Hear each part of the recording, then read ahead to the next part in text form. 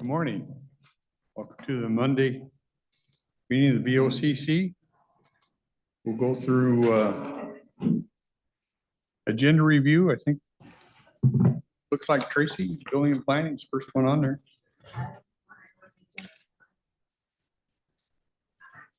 Good morning, Commissioners. Tracy Jackson, Building and Planning. In front of you for tomorrow is just call for hearing, setting the public hearing. And it's the Bo Stordahl comp plan rezone scheduled September 24th at 9:30. And they're looking to change the density for 108 acres.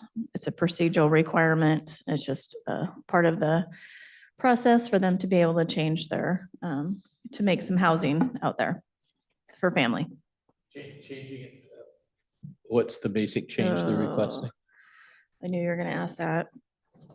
Used to be a rock. It's a rock quarry, yep. Yeah.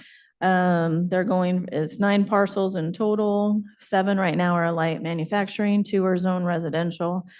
And they're changing them to all rural residential Rural too. residential. And where's the location? It's a Walker Road and Carroll's Road. The big yes, pit. okay, okay, I Yep, know it. east. Yeah, it's Yep. that right next to where all the other, Homes are, well, Walker Road is a case all by itself. right. So they're looking to do, I believe, 3 homes for family members, so. Hmm. Yep. And Planning Commission approved it, all unanimously, so it'll be on here on the 24th. Okay. It's nice to have you 3 back. How Welcome. much of a fee did Stordahl have to pay? I'd have to go look at the fee sheet. But they do have to pay a fee. Yeah, they did. I want to say about 2,400 or 3,000. I remember 3K, but There was 2 parts of that, and then I'd have to, everything combined was about 3, I believe. okay, thank you. I think the comp plan was about 2,400. Okay, that's it. I'll see you at 11. Okay, Great. thanks. I see finance department on here, but she's on vacation. Right? Okay, so we'll run through that. Risk management, Shelley.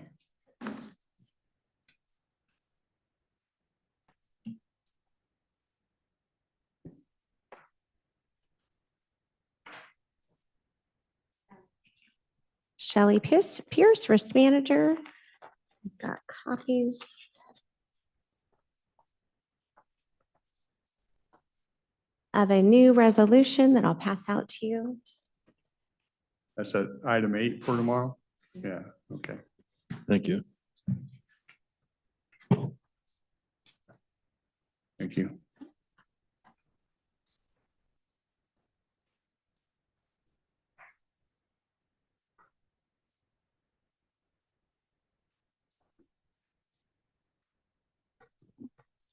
So a brief update to the board. We are requesting a resolution at the upcoming meeting on September 10th, 2024. This request is to increase the workers' compensation impress balance from $35,000 to $60,000. This increase is necessary due to the rise in payment activity process through our third-party provider, Heisman, which is formerly Everly Vivian, to prevent any potential overdrafts on the account. The details will further outlined in the resolution and be available for any questions. What we've been finding is there's been more and more cases that are, we're running against timelines for payouts. And so we've been getting very, very skinny on the account. So we met with Treasury the Treasury Department. And so we decided that it was imperative that we increase the impress account.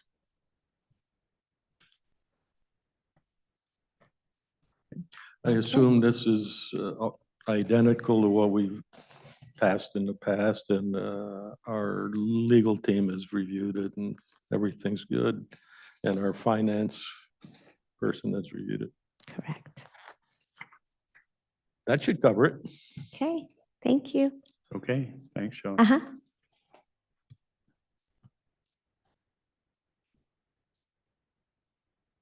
See the sheriff department on here. I don't know if they're online. I'm assuming that they have this Spillman software.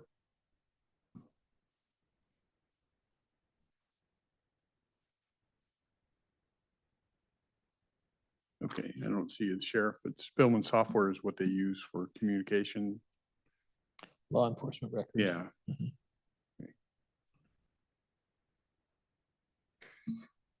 We're in. We'll just move down to.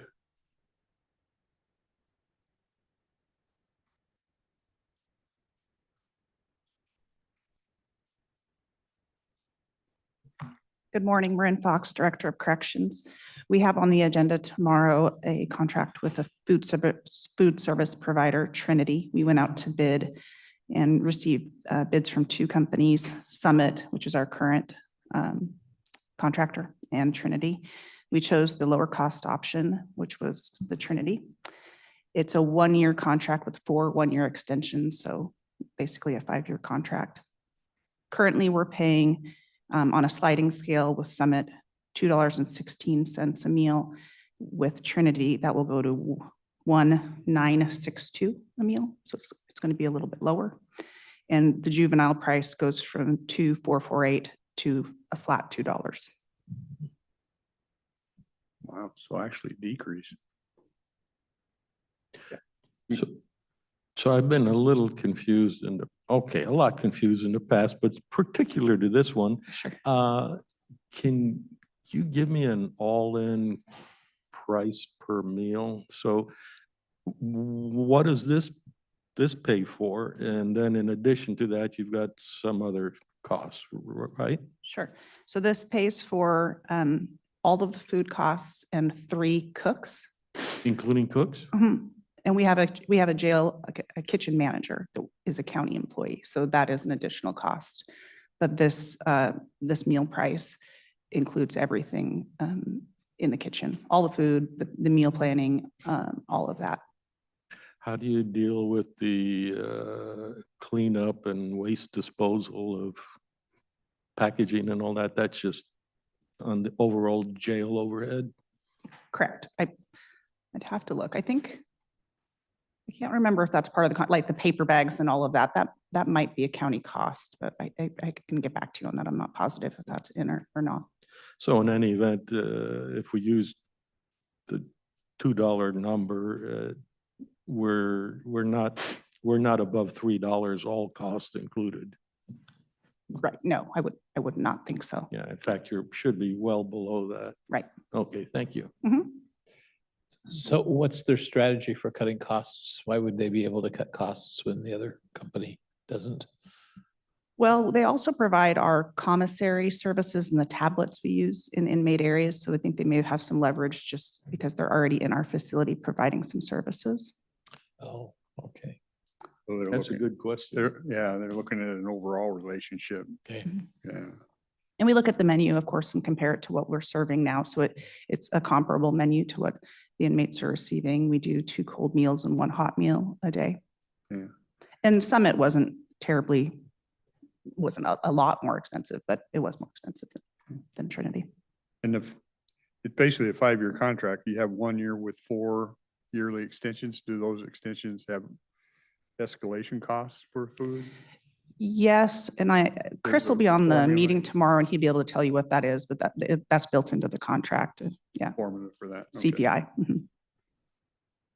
And for those people who might be inclined to complain, the food is according to government guidelines, Right. right? Yep. Has to be nutritionally sound. It's reviewed by a nutritionist. The company has a nutritionist that provides the meals. The reason juvenile is a little bit higher is because we have to follow the school Got it. requirements. So juvenile, they have more fruits and vegetables and I think milk. So it's a little bit more costly for that, but we do get reimbursement from OSPI for some of the juvenile meal cost. Wow. Yeah. Okay. Thanks, Maria. Yep. And that covered juvenile detention too, so Public Works.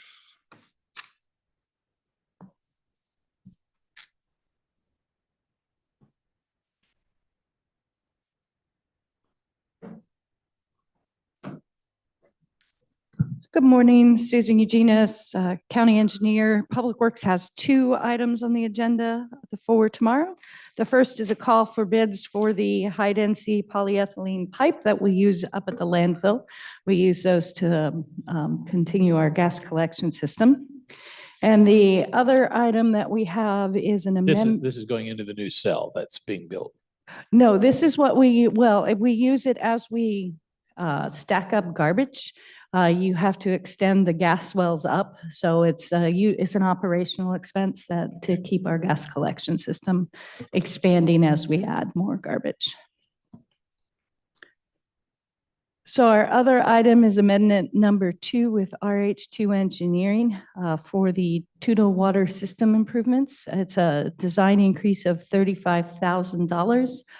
This was a request from Public Works to add additional design services.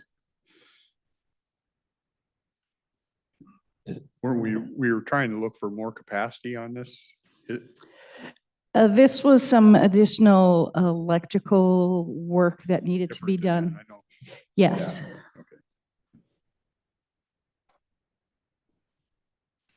So the presumption is that was unforeseen. correct. It was not included in the original scope. Okay, but if we had been totally attentive, we would have said, oh, but you need to do this too? So Yes. This is an oversight on our part. It's not them trying to, No, it's not to them play us. trying to say, oh, it took us 20 more hours to do it, so that's 35,000. No, it was an additional work item. thank you. I would suspect you'll get that question tomorrow. Yes.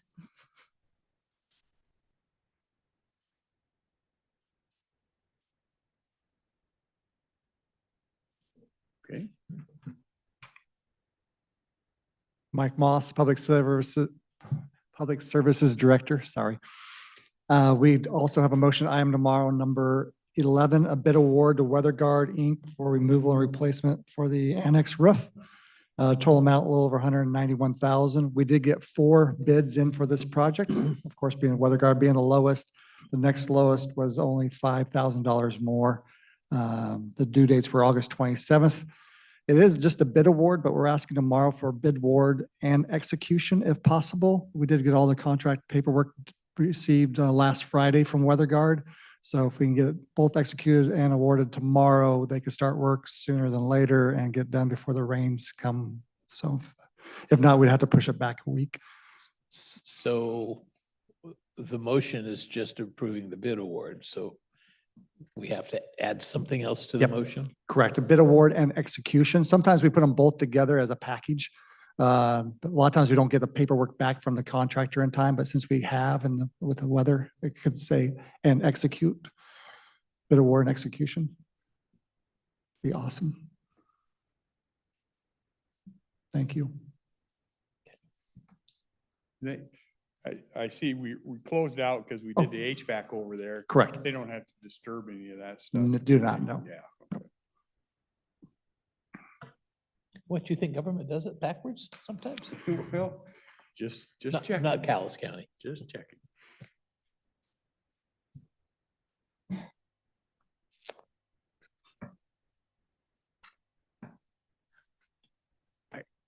I tell you this because I just had a phone message on my thing. It said we striped Sandy Bend Road, but the person said we missed Mole Road, Mole or Mall Road off of Sandy Bend. He said we missed it last time. Yeah, there's certain roads we don't do every road every summer. So we'll have to go back and check if it's like next summer, we go every other year. So, but we hit the main lines every single year, of course, but some of the side roads will get done every other year. It sounded like we chip sealed some stuff. Oh, okay. Yeah, I'll double check with the supervisor on that. If we chip sealed and overlaid it, then we usually stripe right behind it. So that we still have the stripers in town. So they're in the they're in the Castle Rock region later today doing South Silver Lake and Headquarters Road. So they may be going back to that area. Somebody just checked that. Yeah. It's just on my machines. Okay, we'll check on that. Thank you. Okay. Thanks.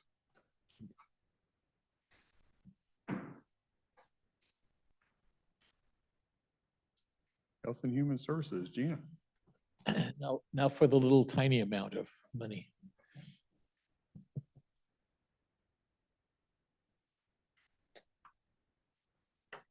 Morning, Gina James, Health and Human Services.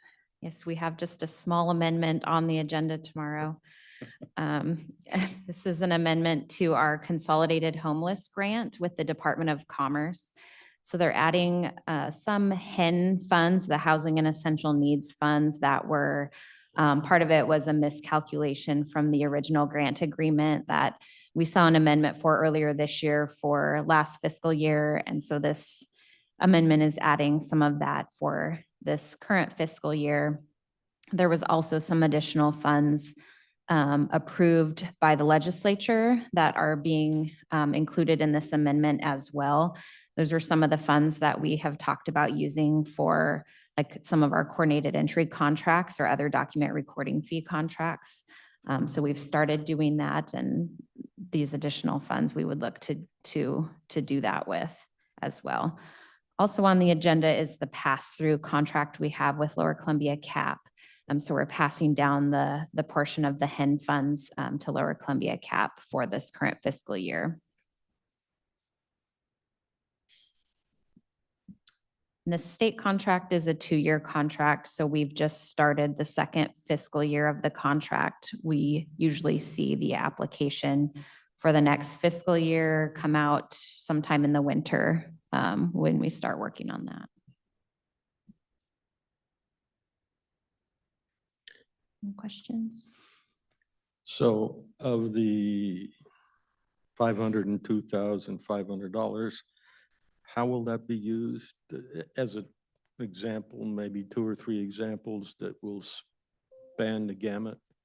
So it's specifically for the 502,000 for the Housing and Essential Needs program, which the bulk of it is towards rent assistance. So when someone is referred, they get referred through coordinated entry. When someone's referred for housing through the HEN program, they have to be HEN eligible through DSHS. DSHS does that eligibility piece. CAP then does the housing piece with them, looking for housing, applying for housing, getting into housing. So the funding can pay for move-in costs and rent while they're in the HEN program. It can also help with some essential need items like laundry, shampoo, that kind of thing. Do they have to pay any of it back, the recipients, that is? No. Okay. Have I, in all these years, made any headway in saying that's a problem that we continue to feed, and you feed a problem and it's going to grow it? I've made no progress, have I? I've heard you say that. Yeah. This particular program, as I mentioned, it's connected to the state HEN program. If their eligibility with the state lapses, then their eligibility for the housing piece is done as well. So they have to maintain their eligibility with the state case manager by completing certain components of their responsibilities. So when they come into the program, the state finds they're not eligible, they're not able to work for a period of 90 days or longer. They then work with them on what does that look like? Is it a temporary physical disability? Is it a long-term disability? Is it a mental health issue? What is the reason behind that? And they set these tasks for an individual to complete while they're in the program. So this rental assistance is for people with disabilities? It could be not necessarily like a developmental disability. It could be a physical disability, something that is So they have to be disabled in some way to get this assistance? correct. So And- this isn't, I lost my job last week and I don't have any reserves, so I'm going to come to you and you'll pay my rent? Correct. No, this is. It's not that. No, this is specific, the housing and essential needs is what it's called, and it's, I guess it's a partnership with the state where they're looking at, the state finds that they're not able to work for a period of 90 days or more, and that's part of their eligibility. So then they look at what's preventing you from working and set kind of some goals around what a person needs to do to either get back into the workforce, or sometimes it is a long-term disability option that they then try to connect them to there. Okay, and what happens to the other 800,000 or so? So that other amount, we're not passing it through. We are at this point keeping at the county level, and we've have talked before about utilizing some of that funding for our coordinated entry contracts and other document recording fee contracts if it's appropriate, so that we can use Okay. that money instead of document recording fees. So how did you decide 502,500 was the right number? Was the HIN portion. So that came to us from Well, this. you were told. Yeah, that was the HIN piece. Yeah. Okay. It's amazing how much they actually know up there. So, Gina, I'm wondering if you might be able to find out what kind of a turnover there is in terms of the individuals. How many are on permanent disability, so they're going to be permanently in subsidized housing, and how many people are being assisted and when their disability is taken care of, they work off the program. I think that there's always money being spent on people that are less fortunate for a whole bunch of different reasons, but it's not always the same people. That changes over time. Mhm. That would be helpful, because I think I know Mr. Mortensen's always interested in, as we all are, is this glad you a added that. long-term assistance program? Yeah. And I know the answer to some of that is yes, because they're permanently disabled, but Yeah. a lot of them are not. Yeah. The other thing is, to what extent would the folks who are at the city of Longview's homeless shelter, how many of those folks qualify for the HEN assistance? Because we know a lot of the homeless that are stuck in homelessness Mhm. have multiple disabilities. Mhm. Yeah, without knowing sort of more about the demographics of who's staying there, I know that there have been a couple referrals to the HIN for the HIN housing piece that have been to individuals from Hope Village. So I know that has happened, but I don't have a good broad kind of picture of what that looks like. I can share, and I'll have to ask around about how many are can end up being permanently disabled. I'd probably have to reach out to the state and ask that question. But I can share. I looked at last fiscal year's data a little bit. So the CAP was surveying about 250 people in that program. The typical length of stay is 1 to 2 years in the program. Last year, they exited 59 to permanent housing, and 46 of those were rental by client with no ongoing housing subsidy, which would mean on their own, no housing subsidy that they, sometimes they'll transition to a different housing voucher or something like that, but these were independent on their own. So that does happen where people are able to get back to work and then they're able to transition out on their own. But I'll ask about that data about permanent disability and see if I can track that down. Great, thank you. Yeah, along those lines, all kinds of data is really useful. Average, the dollars like I remember out of the ARPA money, the rental assistance was about $863 per month. Oh, on average, yeah. Yeah, on average, and I'd like to know what the average is Okay. here. It's when people, and I use the term loosely, graduate out of the program, the numbers that actually graduate to taking care of themselves, not subsidized housing. Okay. And out of curiosity, maybe is when somebody's a resident of the Longview camp, to whom does the cap payment Go go? to. Yeah. They would be issuing only to when that individual secures housing, and then the housing payment would go directly to that. Oh, it doesn't go to while they're No, a client of the camp. no. Because that's considered transitional housing. I mean, that's not the program that end. Right, and will help to obtain and maintain permanent housing. They might get vouchers for personal items, that the essential needs part. Right, That part of it could goes, but Mhm. they get the commodity rather than a cash right, equivalent. They get the commodity, but not the cash, you said, right? Okay. the rent, yeah.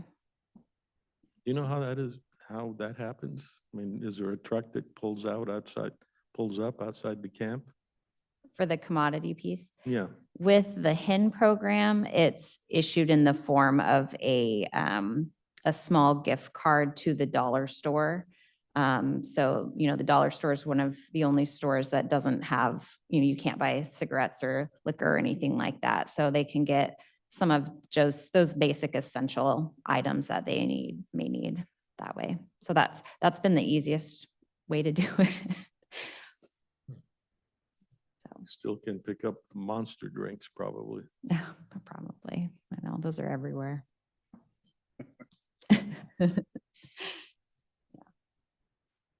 Okay, I'll look at some more of that, more of those pieces. Any other questions? Hopefully over time, you can't do it by tomorrow, but the trends are always really good to try and figure out, and the all-in costs are always good to figure out. You heard me ask about the jail meals. What's the all-in cost? Because too often we get a partial picture of what gets spent. So I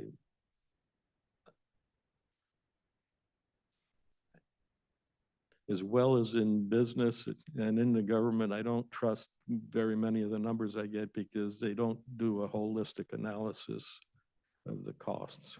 Sure. Okay, thank you. But the county does keep some for administrative overhead, right? Your salary and Carol's and the finance do. director and, Yeah. so that dollar amount we probably should be aware of, 100,000 or 1,800,000 or whatever, what. Yeah, it's, this contract splits it. There's a couple of the funding streams have it, I think at 7% limit, and a couple of the others are up to 15, but it's still based on actual. Yeah.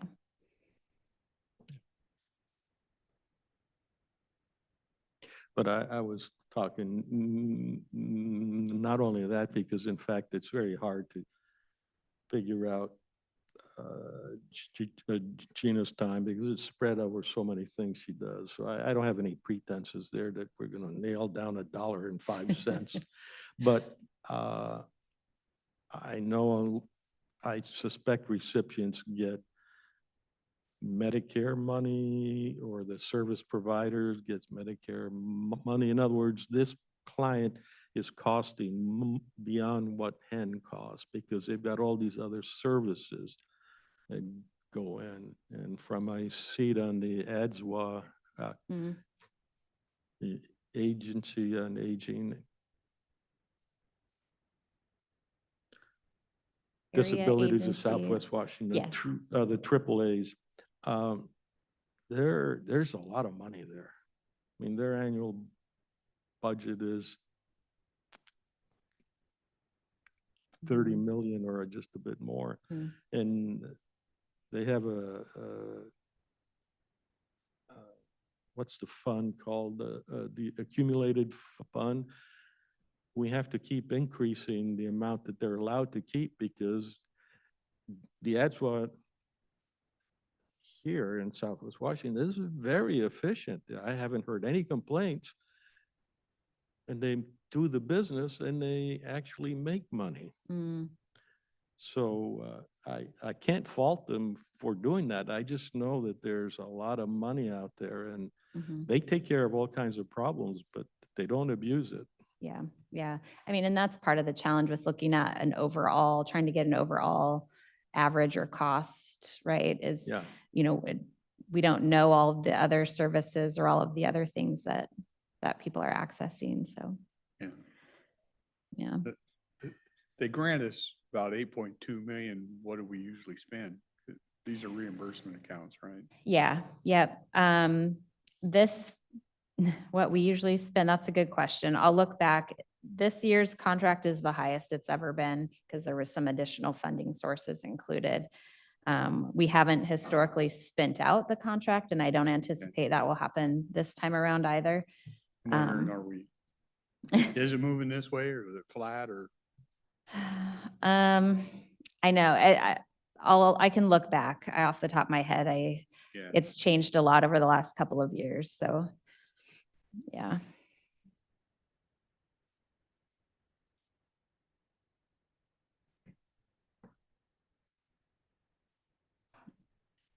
Well, if memory serves me right, and it sometimes doesn't, I think there's a pretty healthy reserve fund, ending fund balance for HHS too, isn't there? With document recording fees? Well, I mean, just the whole department. We have a pretty healthy reserve balance. Yep, I don't try to recall things off the top of my head anymore. I used to be able to do that. But we're getting into budget season, so. A person of your age has to be careful. They can't remember as well. I know, I used to work a lot better. Yeah.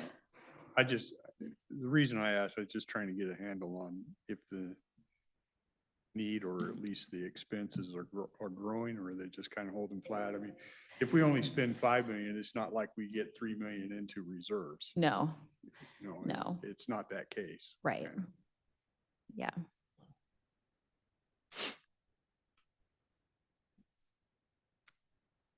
Okay. I'll see you sooner than later. Okay.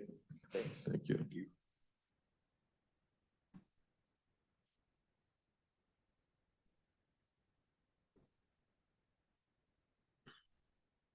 Got a miscellaneous. We have anything else?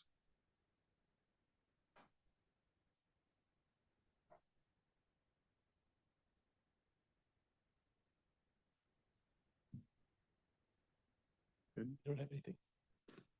You don't have anything to bring up for miscellaneous? I am unable to recall any such requirement.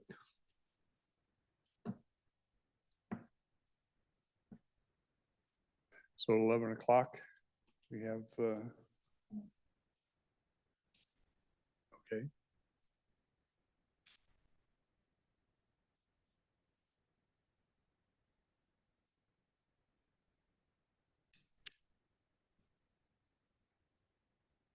Yeah, you want to take a small break? We're trying to see if Jessica's available and we'll do early if we can. Okay, do we have people in the audience that normally don't come? Okay. So let's recess for, I don't know, 10 minutes and if she can come in, then we'll do that early. Sounds good.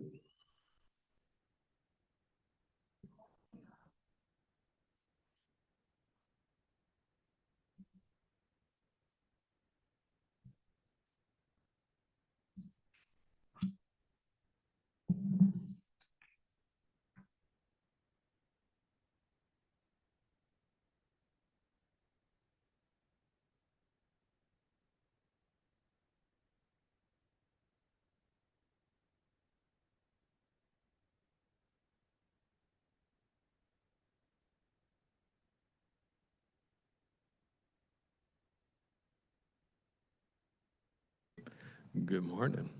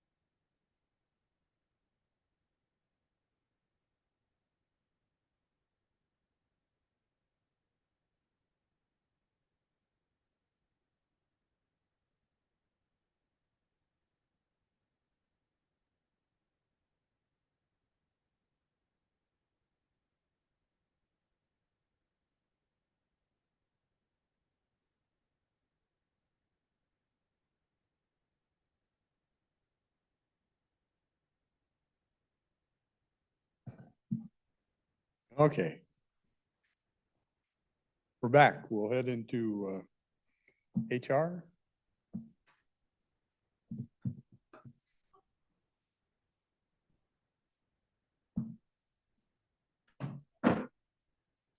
Good morning, Jessica Warren, Human Resources. I have a few requests this morning. The first comes from Building and Planning.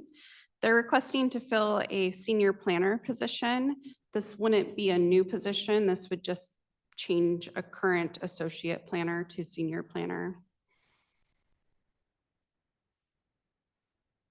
They've taken on additional responsibilities, and I'd just like to post it and see the interest in the department, which I know there will be, and fill it within, and then not, I mean, it's just sliding them into a different pay scale with the additional responsibilities. It's not adding additional staff at all.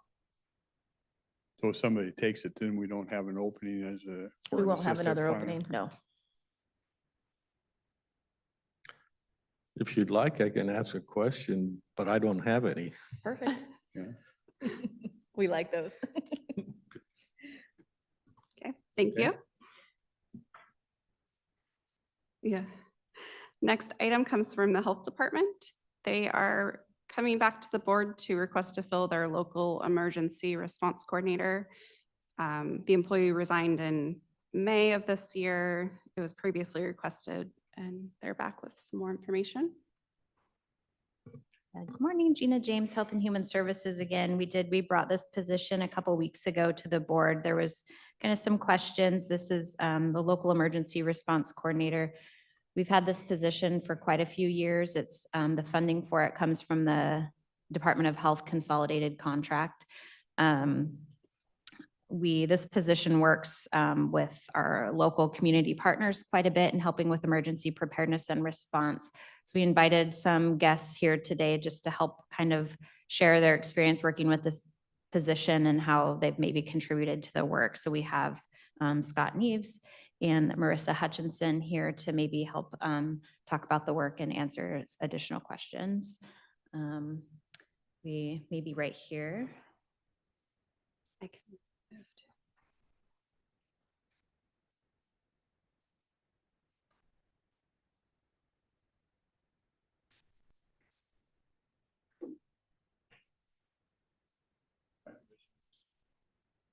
Let's try that. Hi, Commissioners. I'm Scott Neves with Department of Emergency Management.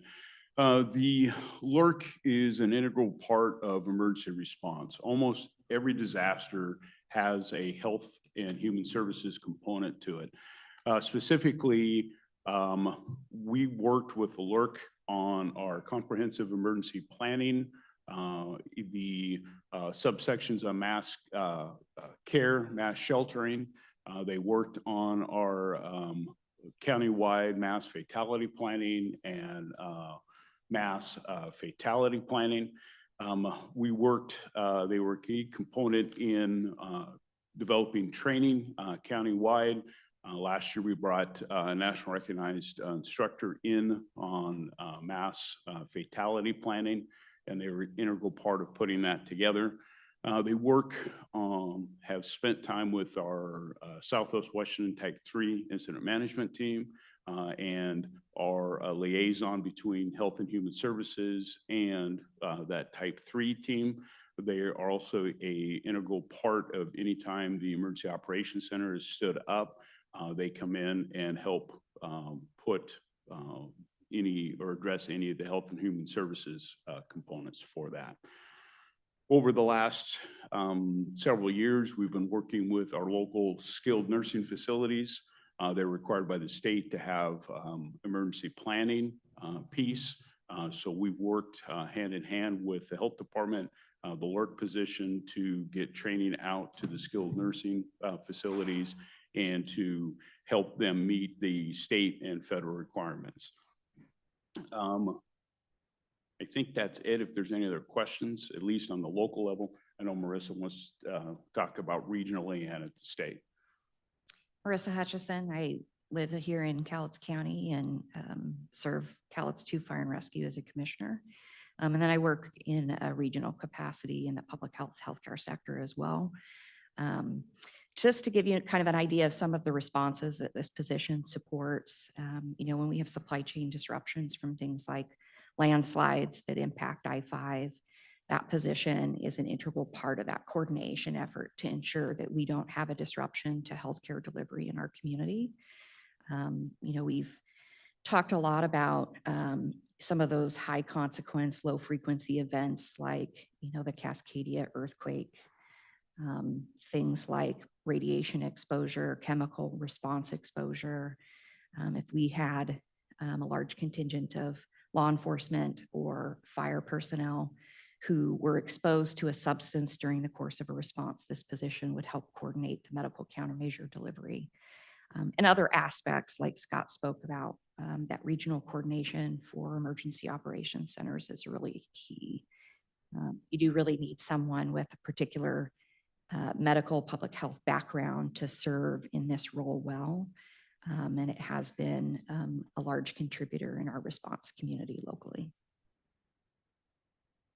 So any questions of me, I'd be happy to answer those. So the position has been empty since early May, mid-May, May? Yes, it's been May, about May. Okay. And what things have we not been able to do as a consequence of that? We're sort of on hold. Carol's fulfilling some of the responsibilities within her capacity, but not all of them. She's not able to take on and do all of it. And we're in the middle of the rewrite, the 5-year review, the comprehensive emergency plan. Several of those subsections deal directly with the health department. We've had to slow pedal that until we figure out what's going to happen with this position, because that position is going to be integral in helping develop that planning and push that planning out. Yeah, I'll be frank here. I'm having a hard time understanding what I think I would normally classify as a Maytag repairman. You hope that everything is kind of no accident, no repair required, in which case I think it is good to have someone as a liaison, but what does that person do for the remainder of the time? And being frank too, I used to attend a little bit the LEPC meetings, and those were always strange to me because I don't think, from my perspective, I could sink my teeth into anything. Catastrophes do occur, and planning for them notoriously turns out to be inadequate, no matter how hard you plan for the catastrophe. So I just don't know, once you had your 5-year plan from last year, or the 5 years ago, whenever it is, and you have a new one, what exactly do you upgrade, and why does that take a huge amount of effort? I don't see any of that. And I think it's your job to explain that to me in a manner that allows me to understand that, in fact, it is a requirement, a practical requirement. Your other answer would be, well, it's not a practical requirement, but it's a bureaucratic requirement, and that might be easier to understand. So specifically for the comprehensive emergency plan, that's required by the state. The state has issued a massive sweeping change to how the comprehensive emergency plan is now written. There have certain requirements now that we need to meet at the state level, the bureaucracy that you're speaking about. And that's now the new hurdle that we have to get over, is to now meet the state standards. Again, a moving target that the state now is required for us. Can you put some teeth into that, or some meat around that bone? So specifically, formatting changes, direct link to the threat hazard analysis, back to that. Some specific comprehensive pieces to tie all of the different levels together. So the mass fatality plan needs to meet the mass care plan. So they need to have cross references throughout. And again, it's just state requirements they pushed out from Department of Emergency Management. But so far, I haven't heard anything that would tell me it needs to be an HHS employee in there. So specifically HHS, like skilled nursing facilities. Skilled nursing facilities are specific health and human services. That's one of the key components for any sections that deal with mass care, and Marissa could probably speak to this clearer. Mass care, if we have a mass incident that we have to deal regionally with a mass patient load, then that's where that person would be integral in bringing that together. And so just to add to that, this is a standard position across the state of Washington. Every county, including Skamania County, Wahkiakum County, has a person in this position to coordinate those activities in their community. In the plan that he spoke about has to be exercised yearly. There's kind of a cadence to that, a standard in our nation for doing that under the FEMA concept. And there's a lot that comes with that. So we do need to be having exercises and practicing that, training our health department teams to manage those public health emergencies, to support those local responses, because it is a departmental response before it is an EOC response. And so we should be equipped to be able to do that. They also, part of that is the medical countermeasure program. So we do have pod kits here that are managed by the local health department. And this position is the position that coordinates their activation and response and delivery. And that is a big portion of this work as well, to be able to activate the strategic national stockpile and provide care to our community. My mom admonished me once when I said, well, everybody else is doing it. I probably don't need to complete that admonishment. I still think of the Maytag repairman, where you're talking about in an emergency. You tell me when the last emergency we had. Well, I mean, that's something Gina, I think, could probably speak to here locally, but Could you speak into that a little more?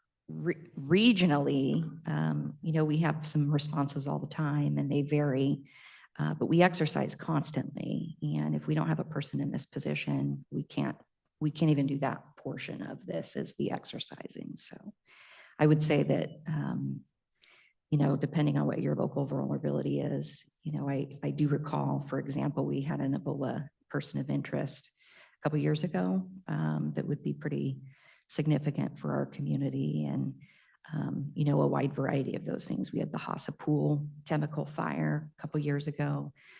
Definitely could have been a situation for our county. We had the landslide, for example, in recent time that disrupted supply chain on I-5. We had the MCI event on I-5. We had the hailstorm, like a 10-car pileup, which challenged EMS capacity. So we do have things that are related to this work that we do need this position to support. So within the last couple of years, you've had the chlorine release at Hassa Chemical that affected part of Longview and the mill sites. We've had train derailments that have affected I-5 and the shipping corridors, the 2 landslides which affected EMS and supply deliveries through not only north of us, but also south of us. So why don't you tell me in each of those that you cite exactly what you did that would require this individual? So in the spin up in the EOC was activated in the spin up for the chlorine release, specifically in West Longview. Luckily, we had a prevailing wind that did not push it into the downtown core area of Longview. But if it had, we would have to deal with mass care, mass sheltering, and then possible mass treatment and mass decon for people affected by chlorine release. And how did that tie into this individual that So you want this, replaced? that individual is kind of the gatekeeper to help bring regional resources into our county for the mass care, mass sheltering, and mass treatment, specifically from the hospitals. So that isn't you, it's the HHS employee that would bring in the resources? For the medical treatment side, we would activate and we would contact the state and ask for state resources, specifically military assets to help with mass decon. And then we would help align all of the response into the county. Okay, let me switch a little bit. I don't think I'm swayed yet, but I could ask Gina a question. This individual, is that someone you view as on your staff? Yes. And how do you supervise this individual? Their office is stationed in our building, and then they have regular direct report meetings with Carol. And so she's the direct supervisor and reviews the work being done, approves scheduling, that kind of thing, and then meets with them on a regular basis. So during the absence of this individual's spot, have you noticed anything yourself? I'm not directly involved in the work. I know Carol has taken some of it on, and I know that we're not able to participate in a lot of the regional and state planning meetings like we normally do, just because of our limited capacity right now without it. And how has that hurt you? We don't have someone there. So if there were an event or something like that, and there was assistance needed with the medical side, the public health component piece, we would be really strapped in being able to offer assistance in that category.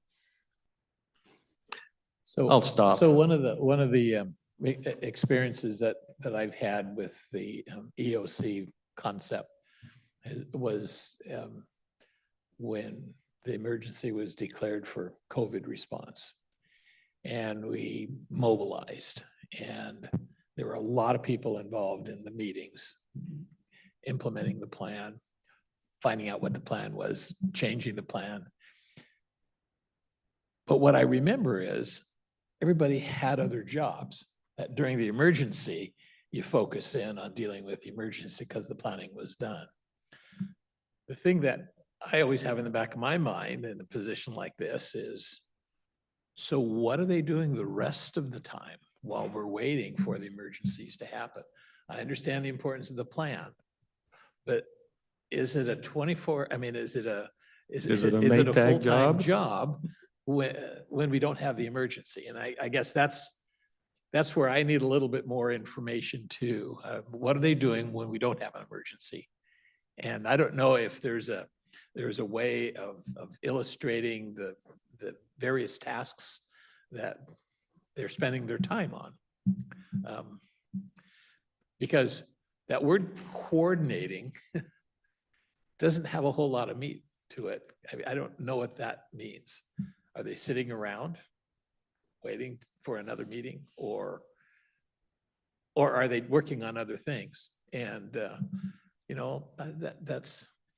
it's important to have the plans, and it's important to be able to respond and draw the human resources to protect public health and safety. But we don't have emergencies all the time. So why does it justify a full-time employee? And I can't speak to the health department, but I know in our department specifically, our emergency response is a very, very, very small portion of our job. You know, luckily we don't have that many impacts to the county as far as large regional events that occur. Our staff spends 98+% of their time in plan preparation, community outreach, partner engagement. We do a myriad of things to get out and focus the public in on being prepared for response. Like I said, right now we're in the middle of the rewrite for the comprehensive emergency plans. We've been working specifically with American Red Cross to update our sheltering plans. They've had a transition in leadership, so we're working with them to bring to bring them in. And then we work with all of our volunteer corps. So we have the drone team, search and rescue, the emergency communications group. So there's lots of stuff that goes on, but like I said, 98% of our work is in the preparatory cycle. So I think I heard in part of the description of what this position is responsible for is the interface, the double checking of the plans in the various congregate housing situations, whether it's a senior living community or an adult daycare center or schools. There are an awful lot of entities that have to be contacted on a regular basis. Is that one of the things that they're Yes. doing? They're constantly double checking, making sure the plan's in place, updating the plans as the rules change. It's a very intensive outreach and coordination type position. All those skilled nursing facilities, clinics, hospitals, dialysis, all these places people go to get care, to ensure that, because there's turnover, there's a high degree of turnover in healthcare. And I think that's an even more important reason for this position, because that tends to have an impact. Training, meetings, there's a lot of coordination meetings at every level, from the local level to the state level, cross jurisdiction. There's EMS meetings, there's LEPC meetings, and that person is that subject matter expert about public health and healthcare in Cowlitz County. And so it's not, I think the question was, does this need to be an HHS position? And that's where it lives because of the need for that expertise. Let's go back to COVID a little bit. When that was declared an emergency, were the hospitals and everybody calling this person? Saying, what do we do? There was no LRC at that time, and I was the emergency manager at the hospital. And I partnered with the EOC and with Elaine, who was the director at that time, to help kind of fill the gap. So But what wouldn't have happened if this person wasn't there? There was, I know one of the things that we worked on early on was there was a shortage of PPE that was coming to healthcare facilities. And so helping to coordinate that and how it gets to where it needs to go, that was part of this person's role. infection control as well, to mitigate future impacts. I think, one of the parts of this position is an education position. Because prevention, right, is so much easier than treatment after the fact. And so a lot of that work went into that response as well.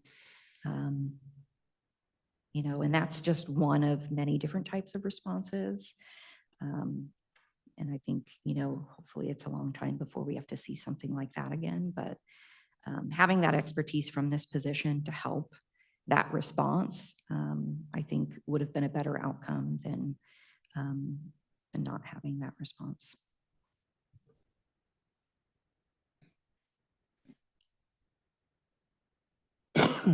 Well, I'm kind of in the vein of Commissioner Mortensen. When something happens, it's amazing to me how many times people step up. And so I don't know. This seems like it's a position that the government wants you to have. And I'm not sure I'll be honest with you, I'm not sure it's needed. Just be frank. I think I'll just conclude with, I'm a negative on that. I would be too. Okay. Okay. We appreciate your time this morning. Thank you. Thank you.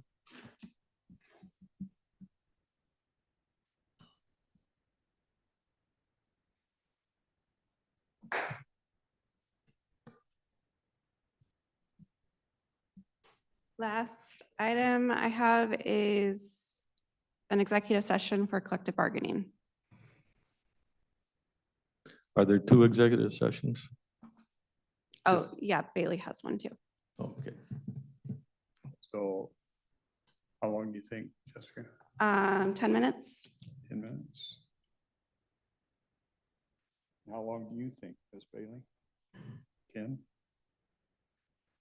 So executive session for collective bargaining, 10 minutes, executive session for performance of a public employee, 10 minutes.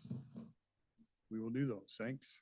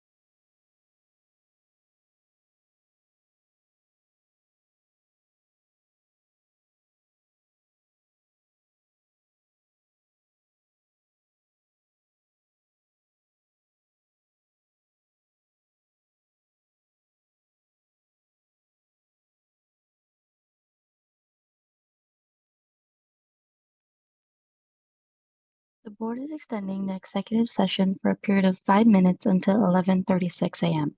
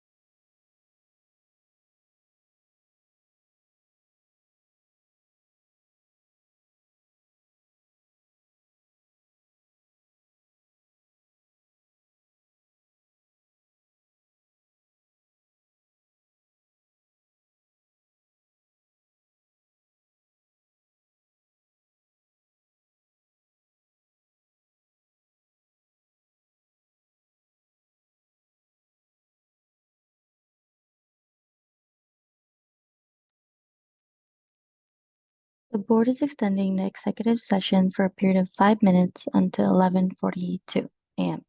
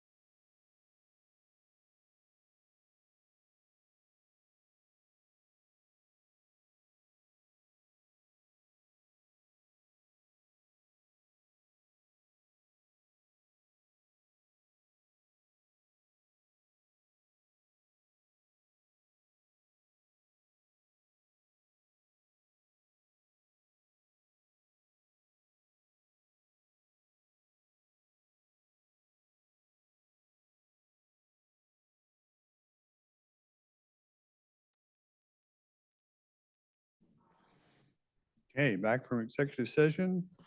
No decisions were made. I'll turn it over to Jessica. Jessica with Human Resources again. I have two additional requests from the auditor's office. The first is to reclassify the accounting specialist to a new position, AP accountant, salary grade 250. I'm okay with I'm that. Okay with that. And then the next request is request to fill a new position in elections titled the Elections Supervisor. This is an exempt position at salary grade 530. You said supervisor. Supervisor, yeah. That's appropriate. Okay, Okay. That's all I have. Thank you. Great. thank you. One other thing on the agenda for tomorrow under miscellaneous, vote on appointment of Board of Health members. Okay. And I'm assuming they were all, the names I were given were all the ones that are being referred to us. Yeah, Okay, yeah, and we again are free to choose. right, right, just. Okay, any other miscellaneous before we get out of here? Sure.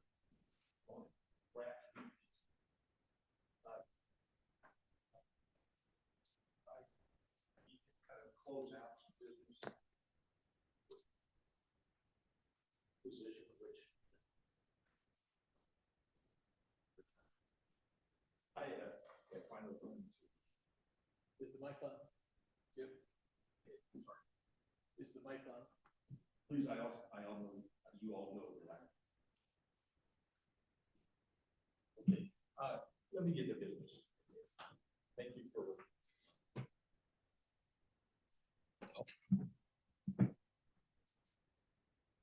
Closing my department.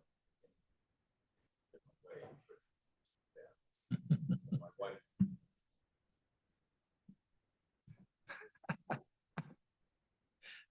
When I went home that night to tell my wife I'm retired, officially done, she just kind of, okay. She went into the kitchen, brought out a roll of paper towels that every page was written on at least 10 jobs. And she held one in and she flung it across the room. She says, that's this week. I didn't realize, as I'm approaching my friends and colleagues of many years, how much I had been abandoning or neglecting my own farm with 50 plus, 60 plus hours a week in trying to build something that I was entirely responsible for, of which I still stand responsible for. So I have to ask for a little indulgence, as I tend to be a rabbit hole thinker, and I have to lay it out in pieces.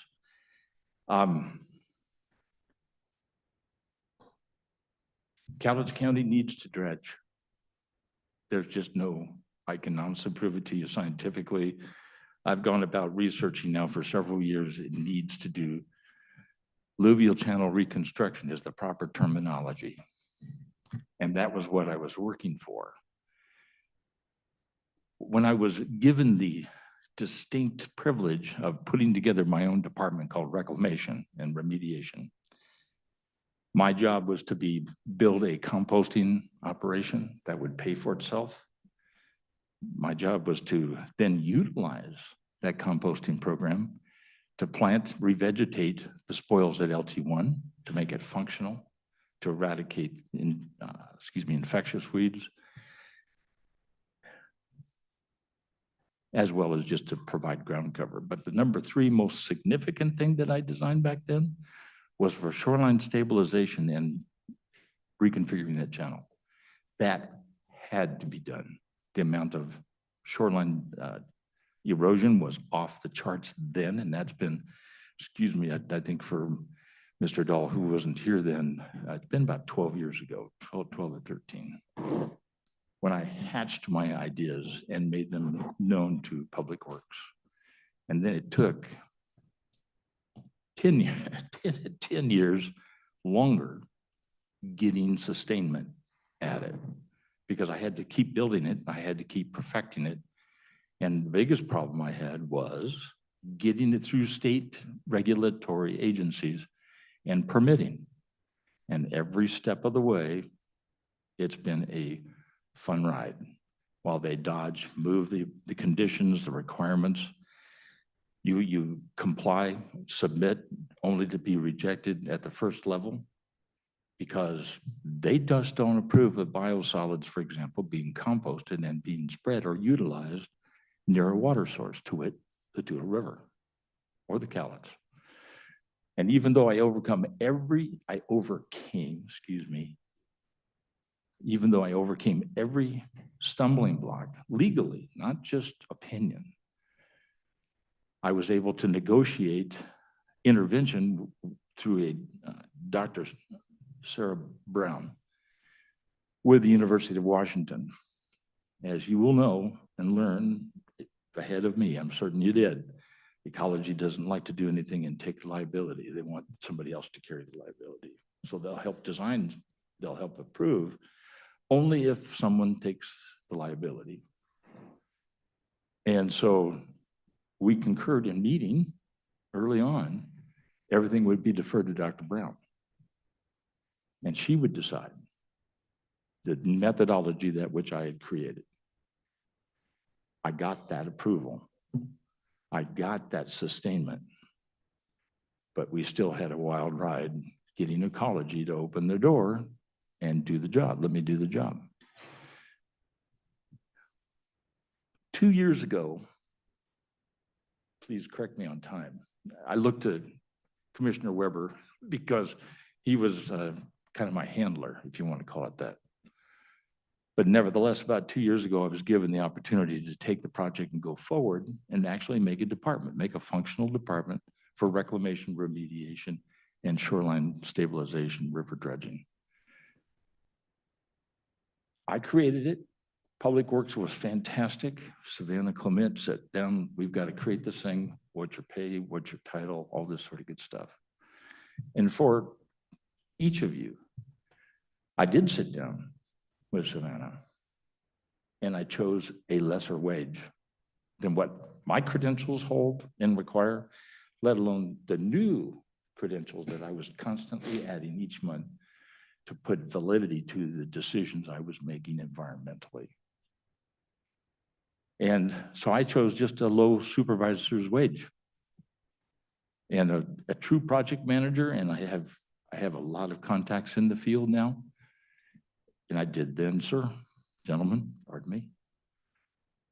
My wage I chose was way low, but it was for a reason. I served the public. And not just that, I had to keep you guys wanting to go forward. And it wouldn't happen if I was demanding big bucks. This is all about service to the public. This is all about service to the environment and creating something out of nothing. But when I got finally my license to go forward, create a department, the first thing that was lovely done was to weight me down with the collaborative, Spirit Lake Toutle Cowlitz River Collaborative, an enormous, interesting meeting of 29 regulators and 79 now, over 100 now, participants who each have a vested interest, or they say they have a vested interest in the Toutle Cowlitz. And there's one agency, you gentlemen, who are the #1 priority because you represent the public and the public safety and needs, and we are at a very critical situation on the dredging of that river. The problem is they don't allow at the collaborative for you to speak forthright and say, we have an emergency in our hands. You have to, excuse me, be low key. You can hint at urgent, but it's nothing that's life risky, at risk. No, I am telling you flat out, we're at a very critical point in time. We've got to dredge, particularly the work that I brought about. And so 2 years after I was saddled with the collaborative, and I chuckle when I say it because I've made so many friends and there's so much contact with other leaders and stuff like that, you start to think, I'm losing my mind. I've got myself spread way too thin, and I did. Spread myself too thin. Interesting. So I went about the collaborative to push for stabilization and shoreline stabilization, excuse me, and the alluvial channel reconstruction. And the thing that first came up was a first year was just learning, sitting back and waiting for all of the respective agencies to decide what they were going to do and how they were going to dictate to us what to do. When the purpose of the collaborative was long-term sediment management. To this day, they've never discussed it. To this day, I've registered 24 times a complaint. Why aren't we discussing the actual charge for which we've been given? Long-term sediment management. And I hatched my plan. I have hatched my particular agenda plan for managing that soil for the last 10, 12 years. And I have covered every significant business, Rotary, public agencies, associations, especially in sewer and waste, hundreds, and all the major businesses locally I have addressed and taken the program to, and I've had nothing but support. They know that something has to be done, and they're all been very interested in the fact that I developed something that would pay mostly for itself.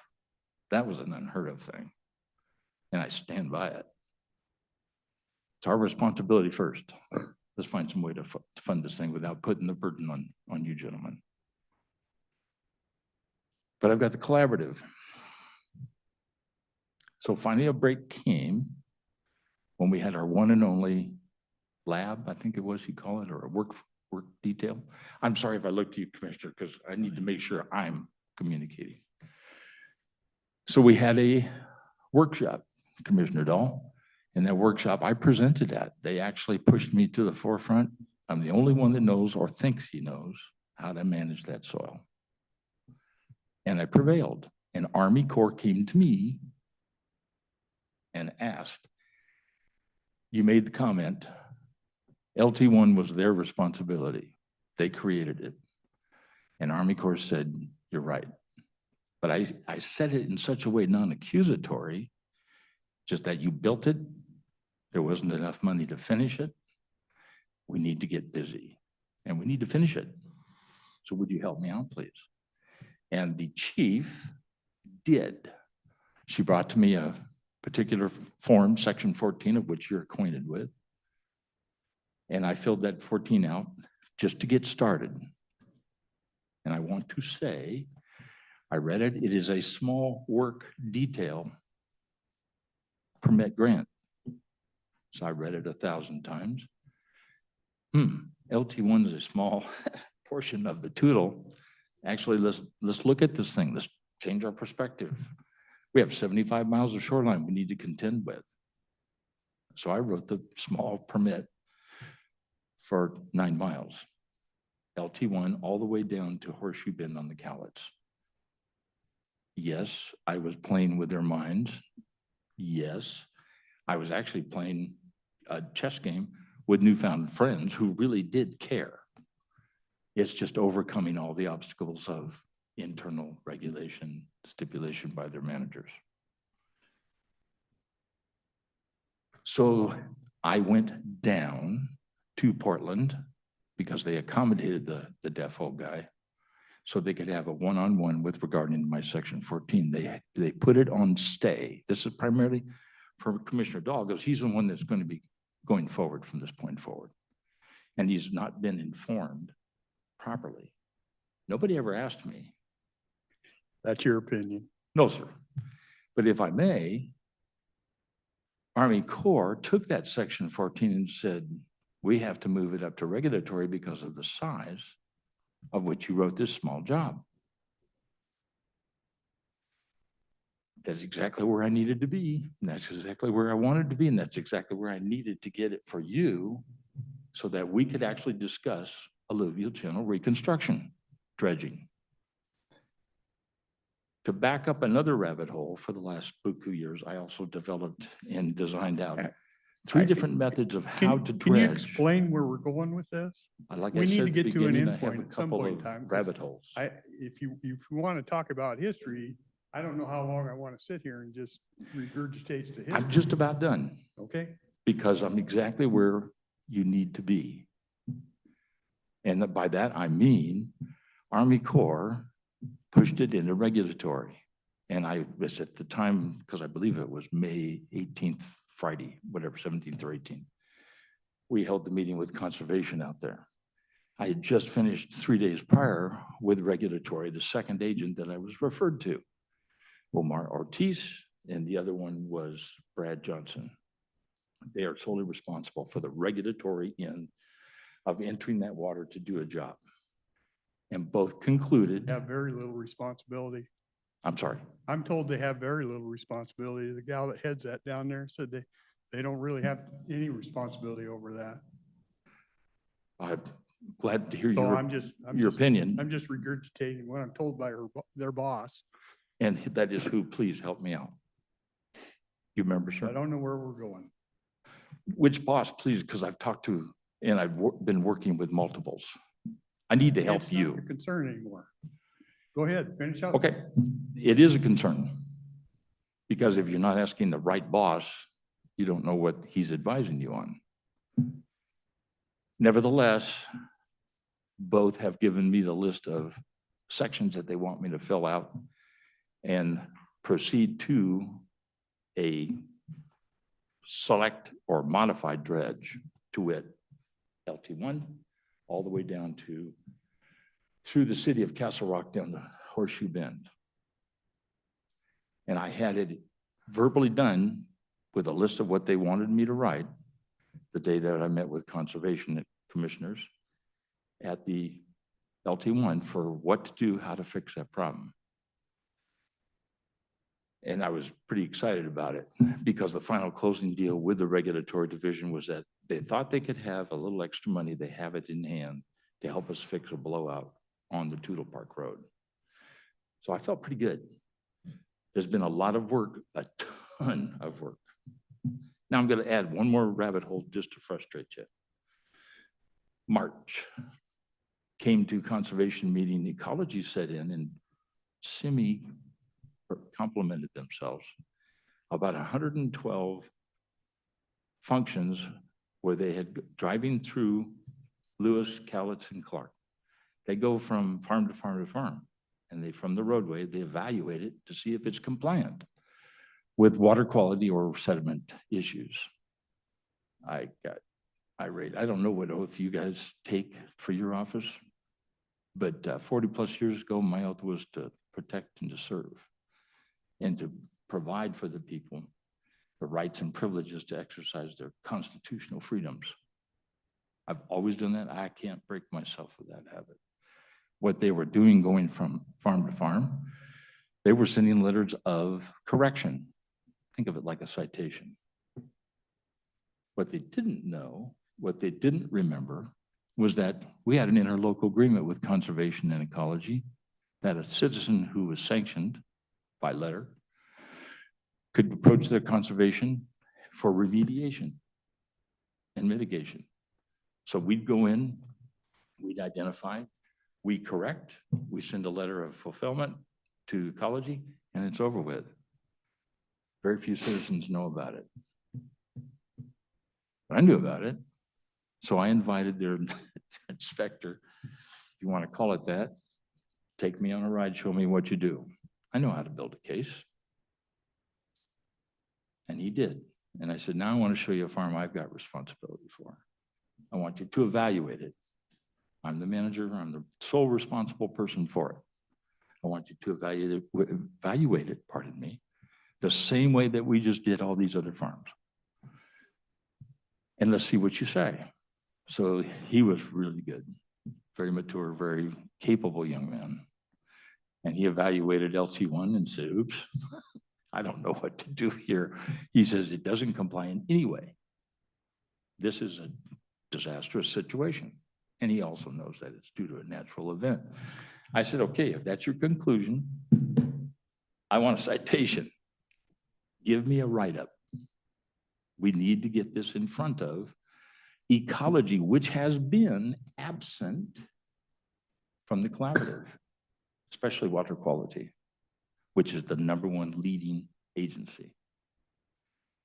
So I got my wish. They can't write me a citation. They can't even write a correction. It's a natural event, but it's a game I needed to play. I needed to force the hand. And what did we get? I got a chance to tour the new director and 6 of his managers. They came out along with Commissioner Dahl and Savannah from Public Works, and I put on what I call one of my dog and pony shows. The objective of my show, letting the river tell them what it needs done and leave them with a question. What am I asking of them? They were wonderful. They treated me very, very well. They left, and 4 days later, I got a thank you letter. All of it, which I sent a copy to each one of you. Not an accolade. It's an unheard of appreciation and a volunteering of how can we help? That was my ask. How can you help us? From funding to regulation. Also, too, if you'll momentarily recall, it activates the Conservation District as a go-between. And I needed that. I needed that request because we're not adequately staffed and we're underfunded, not asking for funds, guys. We have a problem with not enough manpower, but nevertheless, activating the conservation to remediate and mitigate LT1 was my goal for the last 12 plus years. So here you sit right now. I'll be happy to wind it up for you, commissioners. You are sitting here, the Conservation District and Ecology have both vocalized, they want me to continue my work. I can't. I'm not asking to come out of retirement either, but right now I'm donating all that I'm doing. One of the cities has been kind enough because my farm is remote and I don't have computer access web and my phone reception is terrible. I have an office that they're allowing me to use so that I can continue to fulfill the request of regulatory and the title sections that they're asking me to do in order to put forward the need for channel reconstruction and shoreline stabilization. They've been hounding me ever since I left, and that's okay. I'll donate, but I still need your permission to sign off LT1 to the state, not as an authority, but to stockpile the dredge spoils. And LT1 is classified a sump, and it's still under the total jurisdiction of the Army Corps. And I have presented to DNR, Forest Service, DFW, and Army Corps, all of them, and it all comes right back to Army Corps. And I need to stabilize, I need to have that channel constructed. So I would like to leave it with thanks. I really enjoyed my lot of years with Cowlitz County, but I have one personal thing I need to say. My letter of, I was assured at the time that I was defunded. I was assured I had not done anything wrong. I've not committed a theft. I have not embarrassed my county. In fact, if you look at it, we're moving forward for the dredge, and we desperately need it. It is an urgency state. I've never done anything to offend my agencies. I have nothing but good record. But that severance letter is the most insulting, rude, injurious assault, and yet it's supposed to be, we've complied with the law, we're letting you go, we don't have a position to that we're going to vacate or make for you, and also a severance package. But you've been terminated, you've been defunded, you've been let go, you've been fired. It lists all the reasons. And then it's a secretive document that I sign in that supposedly county nor I can talk about. Everything that we sign together is public. And the next day it goes in the file, and I don't have anything that warrants termination, anything. If I boo-booed and I spoke out the wrong way, what you want to disagree with me on in handling ecology, okay. But I got a huge thanks for that. And not just that, they sit down now for the third meeting with Conservation in May. How much money do you need? They're willing to open the pocketbook to help us. Now, truthfulness is in the pudding. You know, when I see the greenbacks, I'll believe you. But they're been consistent. How much do you need? How much do you want? Now I don't know how to answer it. But that's where you're at. So with your permission, or not, at least at minimum, I'm going to continue filing section 13, 14, 15, 17, 20, 45, and what's called an individual permit. All of them, the individuals, a summary of those numbers I listed. I'm going to file them at the request of Army Corps and the regulatory division and the dredging division, Portland. But I really am reluctant unless I've got your go ahead. I'm not going to obligate you to money. The small amount that we're already obligated to, regulatory came up with 6 different professionals they're bringing in from the Midwest with 30 years of experience that will help me in the design. I've already got an idea, but we need an official. 3 things are in play already. 1980 Congressional Act is still current and open. 2019 Act, not an act, excuse me, the summary letter of the, whatever the top title guy is in Army Corps. We feel we've done adequately. Things are kind of status quo. We're going to concentrate only on the SRS and LOP. Meantime, dredging still remains viable for the entire section, and the letter says so. All we need is money, not from you. I was moving congressionally along with you. So that's where you sit.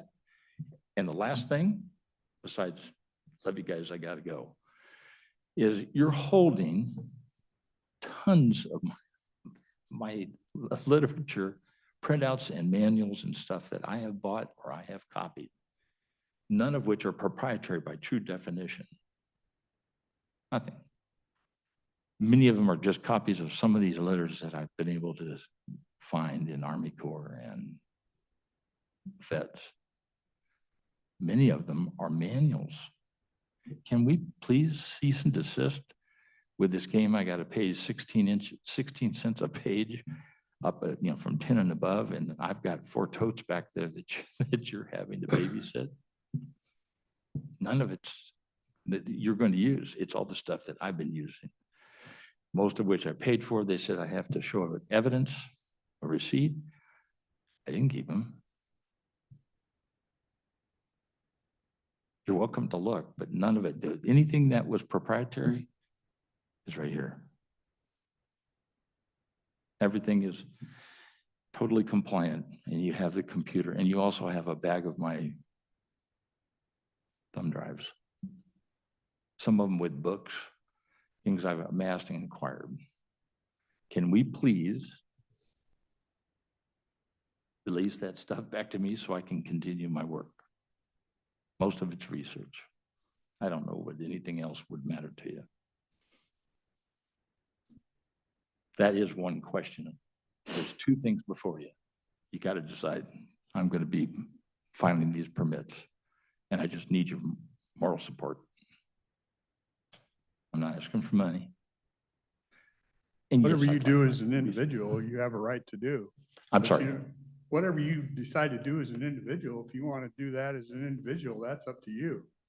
But you don't do stuff as part of the county. I agree with you. That's why I'm coming to you. Because this was the job that I was doing for you. And most of it was 11 years of just flat donation on my part. All donation. County I didn't never pay had, you? pardon me? County didn't pay you? Correct. I ran the vegetation shop, Yeah. an exemplary vegetation shop. I was assuming you were getting wages. Not for anything else I did in the research and the development of these programs, nor in my moving and promoting. I didn't have overtime. And I created it for a reason. It was obvious. And you were lovely in finally giving me a vote of approval to go forward. I'm beating my gums. Nevertheless, yes, I do have a responsibility to you. This is a county permit. Is being issued. And it would be most advisable from experience and surviving, of which I'm still actively now part of the collaborative. You have another financial means available to you, and that's the FB, Floodplains by Design, FBD, of which our agency, excuse me, the throat's getting dry. Our agency said they were overwhelmed and too busy to handle. So I undertook it, and I got 2/3 through it. And it is a very sophisticated application that carries money with it. It needs to be done. That's the only way I can say to you, there's an avenue for you, financial, and then the rest is through Senator Murray. And you've been wonderful there, Commissioner Weber. So questions of me, I know I can go on for a long time because there's a lot of stuff I've created.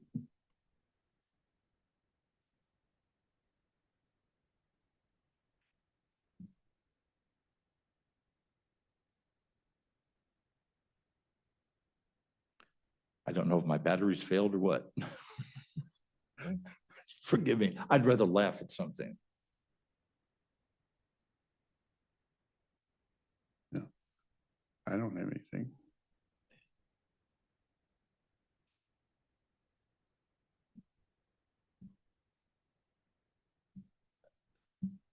So I may not have the full story, but my understanding was we were going to be relying on the conservation district to sort of go forward with that element. We asked the conservation district to give us an idea of what it would take to shore up that one piece. That was the ask to conservation district. He provided that document to us as to what the different ways we could do that. It was all out of their scope. Then I went down and had a meeting with Army Corps and Ecology and talked about some of the avenues with them. And we're working on that with Army Corps. We're going to try and have it engineered. We're looking to have some help with that. That's where we're at right at the moment. And right now from Steve Kopecki, who runs Army Corps out of Washington, D.C., there will be no dredging in that river. There will be no dredging. There will be no dredging. There will be no dredging.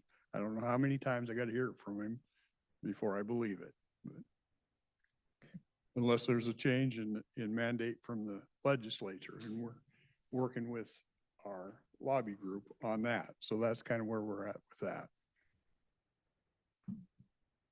May I? And I totally respect what he's saying because it's the same thing I went through with Army Corps. But I made it through to the next level. It doesn't get any more higher level than Steve Kopecki. Yes. And you acknowledged it, sir, and I really trust your words. Congressional. We're past all this. this is county business now. You're not part of the county. I'll just be blunt with you. You're not part of the county. We're doing county business. And I'm not going to do it's county not a business. discussion with you.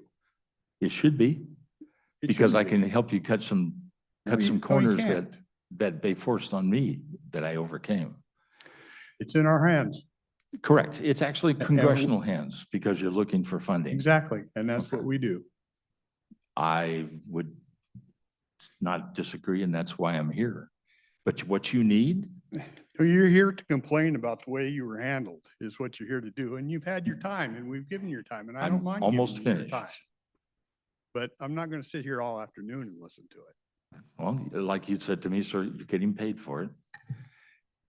So in conclusion, the thing that is needed, along with your permits, filings, is an authority to say that it needs to be dredged. And your congressional advocate, which is Murray and Perez, and I have had several appointments and stuff like that in trying to further the cause, the scientific end, and you're prime to take these permit filings to your advocates. Thank you.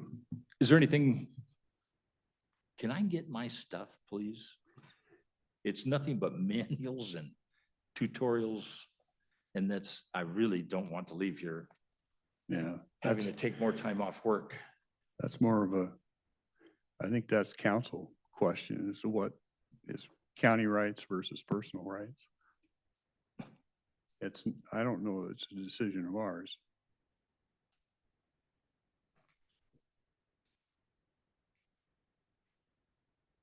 I'd be happy to wait for you. We have to leave all our stuff behind, right?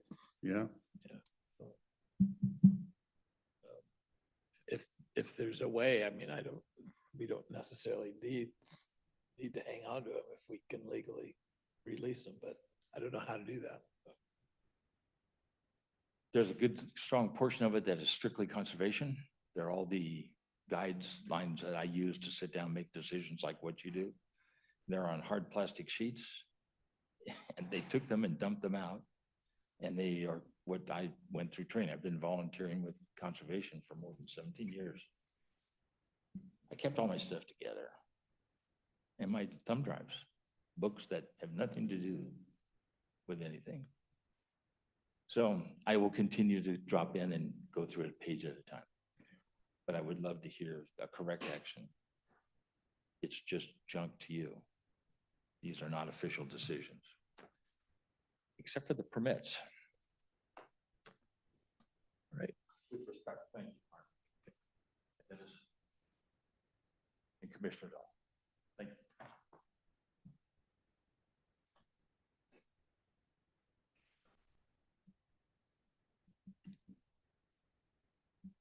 Anything else for today? I hope not. Okay, we will adjourn.